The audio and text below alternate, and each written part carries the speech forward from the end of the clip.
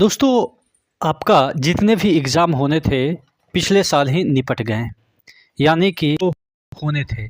अब तो बाद में सीबीटी 2 के बारे में हम चर्चा करेंगे ही। फ़िलहाल बात करने वाले हैं आपके एनटीपीसी में ग्रेजुएट लेवल की कट ऑफ की। देखिए, जब आप लोग पढ़ रहे होंगे तो दिमाग में कभी ना कभी ये दिमाग में आता ही होगा कि यार मॉक में मेरा 65 आ रहा है, 75 आ रहा है, क्या मेरा इस बार सीबीटी 1 एनटीपीसी का ग्रेजुएट लेवल का निकल जाएगा कि नहीं निकल पाएगा। तो चूँकि हालाँकि अभी लंबा डेट है, अभी एग्ज़ाम का डेट भी नहीं शेड्यूल हुआ है, लेकिन फिर भी मन में तो डाउट आता ही रहता है। तो इसी मुद्दे पे हम वीडियो को ओरिएंट करेंगे कि कितना अगर ला रहे हैं तो आप ठीक-ठाक हैं और उसको और भी एनहांस करने की ज़रूरत है। चैनल पे नए हैं तो सब्सक्राइब कर लीजिएगा। आज हम बात करने वाले हैं रेलवे एनटीपीसी के सामान्य ज्ञान के बेस्ट बुक के बारे में, जो कि चक्षु प्रकाशन की तरफ से निकली है। ये बोर्ड द्वारा निर्धारित जितने भी सिलेबस हैं सामान्य ज्ञान के, जितने भी टॉपिक होते हैं, सभी को इस बुक में थ्योरी और एमसीक्यू के साथ कवर किया गया है। आप देख सकते हैं थ्योरी में जितने भी चैप्टर आते हैं सभी को अच्छे तरीके से इलेबोरेट करके समझाया गया है। और इसके बाद आपको पीवाईक्यू भी दिया गया है, जिसमें कि नए क्वेश्चन तो इंक्लूड किए गए ही हैं और प्रीवियस ईयर के भी क्वेश्चन इसमें इंक्लूड किए गए हैं। इसका डिटेल सॉल्यूशन विथ एनालिसिस यहाँ पे आपको मिल जाता है। एनटीपीसी के प्रैक्टिस सेट भी आते हैं और एनटीपीसी के सामान्य ज्ञान, मैथ्स और रीजनिंग के भी अलग अलग बुक आते हैं। नीचे डिस्क्रिप्शन बॉक्स में इन सभी बुक का लिंक दिया हुआ है, जल्दी बुक को परचेज कर लीजिए। अगर एनटीपीसी के ग्रेजुएट लेवल की हम बात कर रहे हैं, आज ग्रेजुएट लेवल की हम वैकेंसी को देख लेते हैं, तो मात्र वैकेंसी आपको यहाँ पे 8113 है। अब चूंकि वैकेंसी ही काफ़ी कम है, पिछली बार तो ठीक ठाक भी वैकेंसी थी, तकरीबन 32,000 के तकरीबन 30,000 प्लस वैकेंसी थी। लेकिन पिछली बार क्या हुआ कि हर एक लेवल का अलग कट ऑफ निर्धारित कर दिया गया, बाद में प्रदर्शन हुआ तो फिर धीरे धीरे चीज़ों को सॉर्ट आउट किया गया। इस बार भी आपके जो है वो कुछ ऐसा तो दिक्कत होगा नहीं, लेकिन आपके कट ऑफ जो है वो पिछली बार से थोड़ा सा ऊपर तो जाएगा। चूँकि ये 8,000 वैकेंसी है और इसमें सीबीटी 2 के लिए 15 गुना बच्चों को लिया जाएगा, यानी कि 15 8 20 से 1.25 लाख के अराउंड ऐसा बन रहा है। ठीक है, 1.25 लाख बच्चों का सिलेक्शन होना है। अब 1.2 लाख बच्चों का सिलेक्शन होना है और फॉर्म भी ठीक ठाक ही भरे गए हैं, 30 लाख के अराउंड फॉर्म भरे गए हैं, तो थोड़ा सा कंपटीशन तो होगा।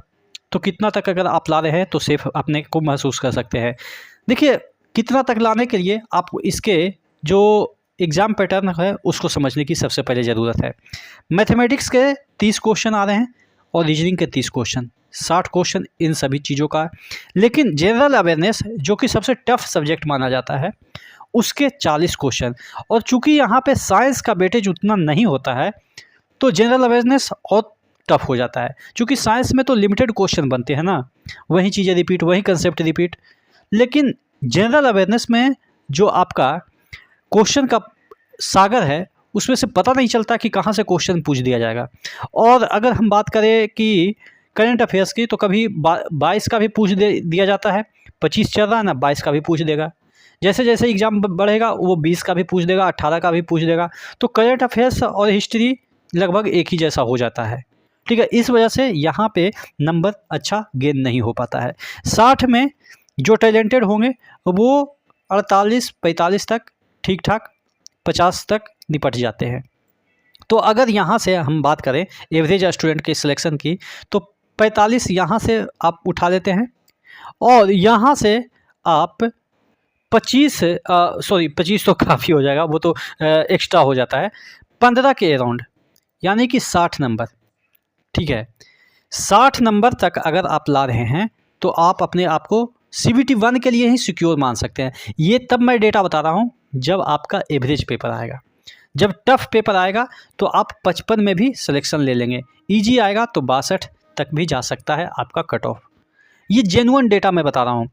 मैं अगर बताने का होता तो मैं कह देता कि 45 कट ऑफ जाएगा, लेकिन एक अभी हालांकि पेपर नहीं आया है, लेकिन फिर भी एक होता ना, पढ़ते समय हमें अनुमान लग जाता है कि कितना तक लाते हैं तो ठीक ठाक एवरेज होता है।